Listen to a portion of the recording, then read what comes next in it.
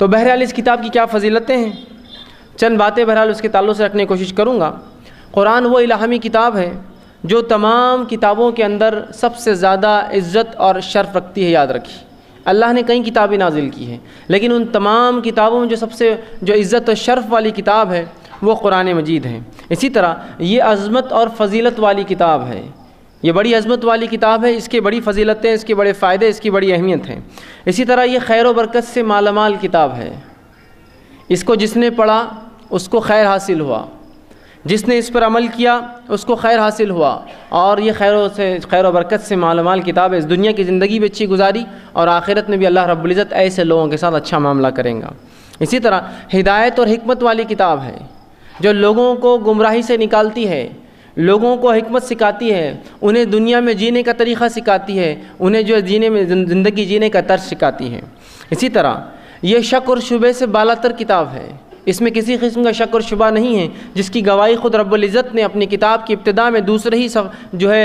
سورے کے اندر دے دی، ذالک الکتاب لا ریب فیہ، کہ اس کتاب کے اندر کوئی شک اور شبہ نہیں ہے۔ اسی طرح حق اور باطل میں فرق کرنے والی کتاب ہے،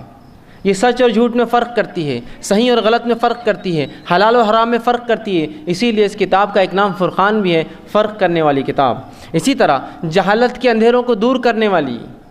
اور توحید کے نور کو چمکانے والی یہ کتاب ہے۔ جس قوم نے، جن لوگوں نے اس کتاب کو تھاما، جہالت کے اندھیرے ان سے ہٹ گئے اور توحید کے نور سے ان کی زندگیاں منور ہوئی۔ اسی طرح ایمان لانے والوں کو خوشخبریاں سناتی ہے، جو لوگ اس کو ترک کرتے ہیں، جو ایمان نہیں لاتے اس پر، ان کو وعید کرتی ہے، نصیحت کرتی ہے کہ سدھر جاؤ، موقع ہے ابھی۔ اسی طرح بنی نوع انسانیت کے لیے یہ سب سے عظیم اور سب سے بڑی نعمت ہے۔ اس کی فضیلت میں اگر میں صرف ایک ہی بات رکھ دوں اور اپنے اس عنوان کو ختم کر دوں تو بھی اس کا حق ادا ہو جائے گا۔ اس کی فضیلت یہ ہے کہ جس رات یہ کتاب نازل ہوئی اس رات کو اللہ رب العزت نے اس رات کی عبادت کو 1000 مہینوں سے افضل قرار دے دیا۔ بس اس سے بڑی فضیلت تو کسی چیز کی ہو ہی نہیں سکتی کہ جس دن صرف اترے،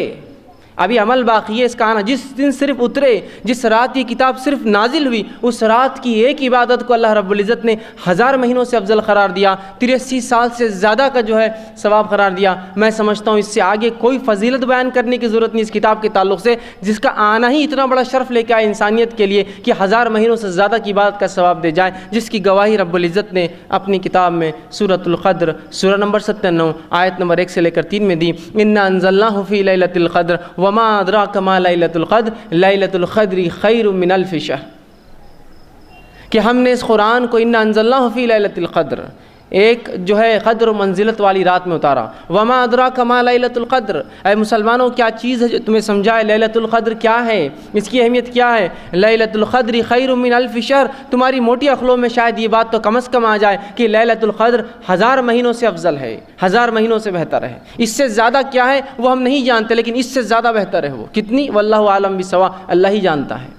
تو جس کتاب کے نازل ہونے کا یہ سبب ہو کہ جس رات یہ اتاری جائے، اگر اس رات کی عبادت کا یہ ثواب ہے تو میں سمجھتا ہوں اس کتاب کی فضیلتیں کیا ہو سکتی ہے، بس اندازہ ہی لگایا جا سکتا ہے، صرف گمان ہی کیا جا سکتا ہے اب تو،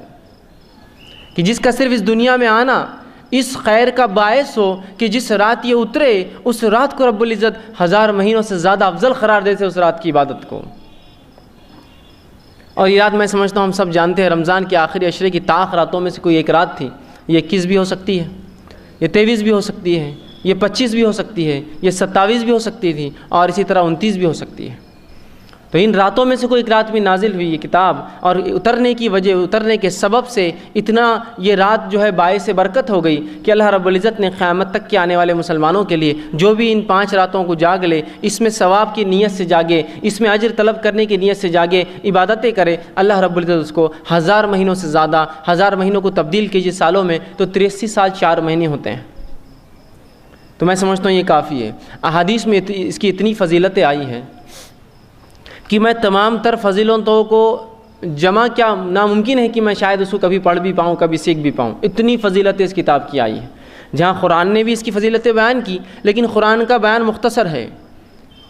6,500 آیتوں پہ مشتمل ہے، تو اس کا بیان اس کی فضیلتوں کا مختصر ہے، لیکن نبی اکرم صلی اللہ علیہ وسلم نے جب اس کی وضاحت کی اپنی احادیث میں، اتنا طویل بیان ہے، اتنا طویل بیان ہے کہ میں سمجھتا ہوں آج تک نہ کسی نے اس کو ایک جگہ جمع کیا، اور نہ ہی یہ ممکن ہو سکتا ہے کہ مکمل طور سے اس کے فضائل، اس کی برکتیں، اس کے فائدے، اس کی اہمیتوں کو ایک جگہ کبھی لایا جا سکے۔ تو احادیث کا احاطہ کرنا ناممکن جیسی بات ہے، یاد رکھیں، اتنی فضیلتیں اس کتاب کی ہیں۔ آئیے بس مختصر سی چند احادیث آپ کے سامنے رکھتا ہوں جو ایک قسم کا صرف نذرانہ ہوں گی۔